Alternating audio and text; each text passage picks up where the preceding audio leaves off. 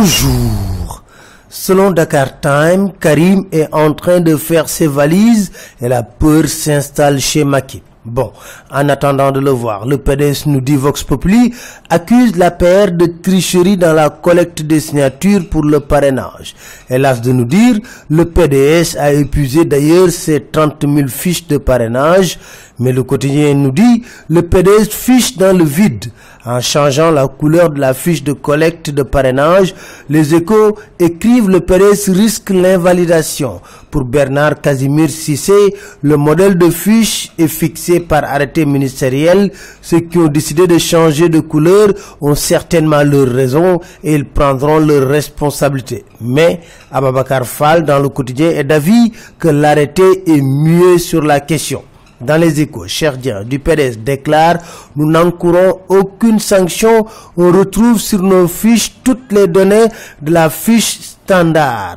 Dans le quotidien, Boun Abdallah Dionne est confiant, il déclare « Je vois mal une alternance aujourd'hui ».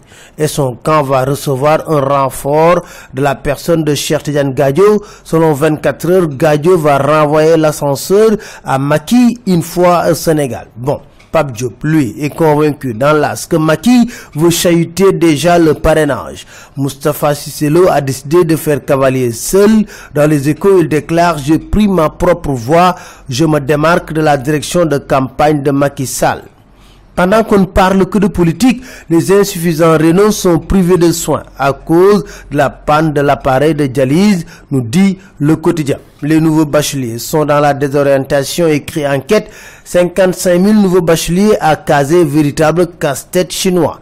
La CPS réclame 19 milliards à l'État pour orienter les nouveaux bacheliers. Le SAES annonce un sitting demain et une grève de 48 heures à partir du 1er octobre. L'AS révèle que Dakar est à l'ère de l'avortement clandestin. Des pharmaciens sont accusés d'être au cœur du business. Dans les témoignages recueillis, une fille de 18 ans révèle que ce sont ses propres parents qui l'ont obligée à avorter à 2 reprises. Une autre de dire, c'est via internet que mon copain m'a acheté le cytotec à 50 000 francs CFA. Ça pue à la Médina, Fass, Gueule Tapée, des égouts à ciel ouvert à tous les coins de rue, écrit Vox Populi. Aux Parcelles et à Cambérène, on retrouve des canalisations obstruées sur les routes.